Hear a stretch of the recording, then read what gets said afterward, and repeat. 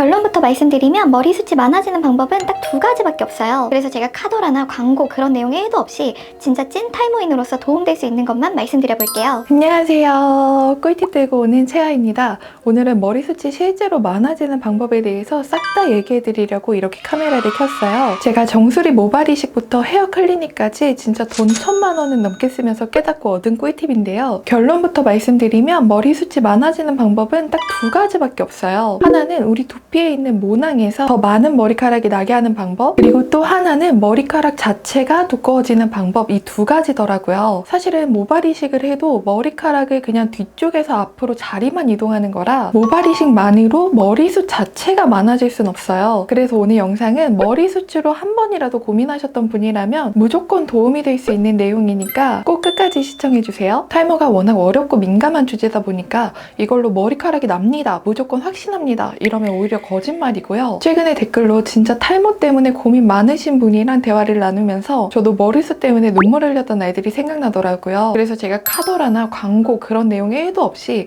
진짜 찐 탈모인으로서 도움될 수 있는 것만 말씀드려 볼게요. 먼저 모발 구조에 대해서 정말 쉽고 간략하게만 말씀을 드리면, 건강한 모발의 구조는 가장 아래의 혈관에서 혈액을 공급받아서 모구라는 모낭의 가장 끝단에서 새로운 세포가 만들어져요. 여기서 새로운 세포가 만들어져야 모발이 피부 밖으로 나오게 되고요. 모구에서 모낭을 거쳐서 모발이 만들어지고 피지선에서 피지가 분비되면서 모발이 건강하고 윤이 나도록 해줍니다. 마지막으로 모간, 즉 모발이 우리 눈으로 볼 수 있게 되는 건데요. 그래서 우리는 모낭이랑 피지 관리를 잘해주는 게 포인트예요. 여러분, 우리 머리에 있는 모낭은 태아 시기에 한번 생성이 되면 평생 숫자가 변하지 않는다고 해요. 그래서 아쉽지만 모낭을 더 많이 만들 수는 없고요. 결국에는 한 개의 모낭에서 더 많은 머리카락이 나올 수 있도록 하는 게 중요한데요. 그러면 지금 본인의 모낭에서 머리카락을 몇 개 만들어내고 있는지 확인을 해봐야겠죠? 저도 이렇게 보면 그래도 지금은 예전에 비해서 2~3개씩 나는 비율이 진짜 많아진 편인데요. 그런데 아직도 한 개 모낭에서 머리카락이 한 개밖에 안 나는 곳도 있어요. 그래서 머리숱이 고민이시라면 두피 카메라는 한 개 정도 구매하시는 거 추천드려요. 왜냐면 일단 내 두피 상태가 어떤지 알아야 뭘 하면 좋을지 알 수 있고요. 또 내가 쓰는 여러 제품들 중에 어떤 게 나한테 효과가 있는지 그 경과를 확인할 때도 꼭 필요한 거라서 저도 이런 두피 카메라를 5년 전부터 구매해서 정말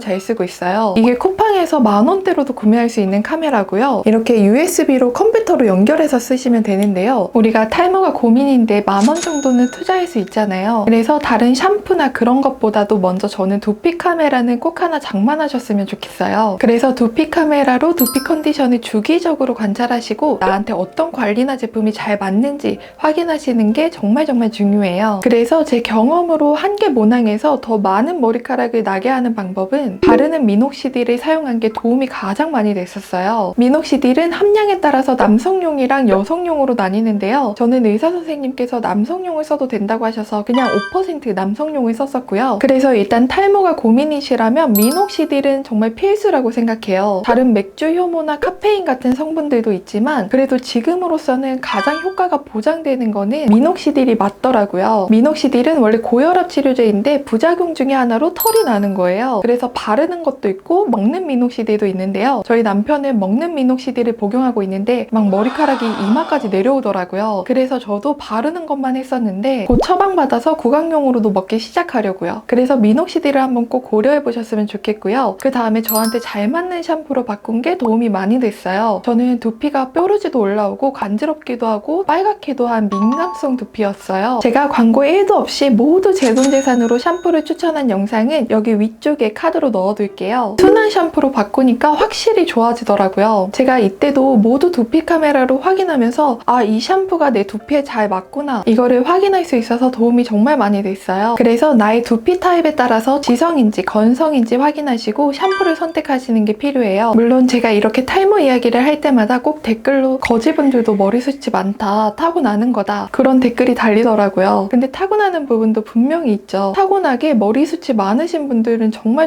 제가 부러워해요. 그런데 저는 머리숱이 많게 타고나지 못했으니까 엄청난 노력을 했고요. 저는 앞으로도 계속 머리숱이 많아지도록 노력하면서 새로 얻게 되는 꿀팁들이 있으면 바로바로 알려드릴게요. 이제 샴푸를 먼저 확인하신 다음에 여유가 있으시면 두피 에센스도 한번 체크해 주시면 좋아요. 그런데 샴푸를 체크하시는 게 가장 먼저고요. 두피 에센스를 발라주는 게 사실 엄청 드라마틱한 효과를 주진 않지만 무엇보다 두피 피지 관리랑 머리에 열 오르는 거를 방지하는 데는 도움이 많이 되는 것 같아요. 우리 두피는 열에 굉장히 약해요. 그래서 머리는 항상 차갑고 시원하게 유지하시는 게 정말 탈모에 중요합니다. 그래서 우리가 보면은 스트레스가 탈모에 안 좋은 이유가 스트레스를 받으면 자연스럽게 머리가 뜨거워지잖아요. 그것 때문에 탈모가 또 생기는 거거든요. 그만큼 머리가 뜨거워지지 않도록 하시고요. 이제 곧 한여름이라서 직사광선이 직접적으로 쐬지 않도록 양산을 쓰시는 것도 탈모에 도움이 돼요. 그래서 여기까지 한번 정리해보면 모낭에서 더 많은 머리카락이 나오게 하기 위해서는 미녹시딜을 사용하시고요. 샴푸를 나한테 맞는 걸로 바꾸고 두피 에센스를 발라주고 이렇게 관리를 해주면서 두피 카메라로 나한테 어떤 게 잘 맞는지 확인하시는 거, 이게 포인트예요. 그럼 이제 두 번째인 머리카락이 두꺼워지게 하는 방법에 대해서 말씀드리면, 제가 헤어 담당 선생님한테 진짜 머리카락이 두꺼워질 수 있으면 머리카락 근력 운동이라도 하고 싶다고 할 정도로 머리카락 두꺼워지는 거에 대해서 관심이 정말 많았고 지금도 많은데요. 그래서 가장 효과적이었던 걸 말씀드리면, 저는 단백질이랑 비오틴 영양제 잘 챙겨 먹은 게 가장 효과적이었어요. 개인적으로 20대 때까지 단백질을 정말 안 먹고 살았어요. 고기 반찬을 거의 안 먹고 영양이 좀 부족하게 먹었었는데요. 그런데 결혼하면서 단백질을 잘 챙겨 먹으니까 머리카락 끝이 갈라지거나 아니면 끊어지거나 그런 일이 없어지더라고요. 그래서 단백질은 고기가 됐던 아니면 식물성이 됐던 꼭꼭 식사마다 챙기고 있어요. 그리고 또 비오틴은 이미 우리 머리카락에 좋기로 너무 유명한 성분인데요. 아직 영양제로 안 챙겨 드시고 있으시다면 비오틴 꼭 챙겨 드셔보세요. 요즘에는 종합영양제에도 비오틴이 거의 다 들어가 있으니까 종합영양제에 얼만큼 들어가 있는지 먼저 확인해 보시고요. 비오틴은 수용성 비타민이고 1일 최대 섭취량이 1만 마이크로그램이라고 해요. 그래서 전문가분들이 탈모 방지 효과를 보기 위해서는 하루에 2000에서 5000 마이크로그램을 섭취를 해야 된다고 권장하시고요. 그래서 내가 비오틴을 얼만큼 먹고 있는지 꼭 확인해 보시길 바라겠습니다. 최근에 최하정님이 유튜브에서 나이 들면 머리숱 싸움이라고 하시는 거 보면서 진짜 맞는 말이라고 생각하면서도 또 한편으로는 머리숱이 더 적어질까봐 두려워지더라고요. 그래서 머리숱은 정말 하루라도 일찍부터 관리하시는 게 가장 중요한 것 같아요. 그 다음에 머리카락 두꺼워지게 하는 방법으로 지금 제가 거의 다 써가는데 이 모낭 자극제를 구매해서 쓰고 있었어요. 여기 보시면 앞에 모발을 더 두껍게 해준다고 나와 있어요. 근데 솔직히 사용감은 정말 좋진 않아요. 일단 향이 되게 옛날 미용실에서 나오던 화학약품 같은 향이 나고요. 뿌린 다음에는 좀 떡지는 느낌도 있어서 사용감은 별론데요. 이걸 쓰면은 머리에 뿌리가 좀 잘 사는 느낌이 있어서 끊을 수가 없더라고요. 그런데 이 모낭 자극제의 원리가 주 성분이 호호바 오일이라서 이 호호바 오일이 두피 피지 분비 조절을 하면서 앞에 말씀드렸던 모낭을 자극해서 더 건강한 모발이 나올 수 있게 해준다고 해요. 그러면서 또 두피에 영양이 잘 전달되게끔 하는 그런 원리더라고요. 그래서 여러분 호호바 오일로 두피 마사지를 해주시는 것도 정말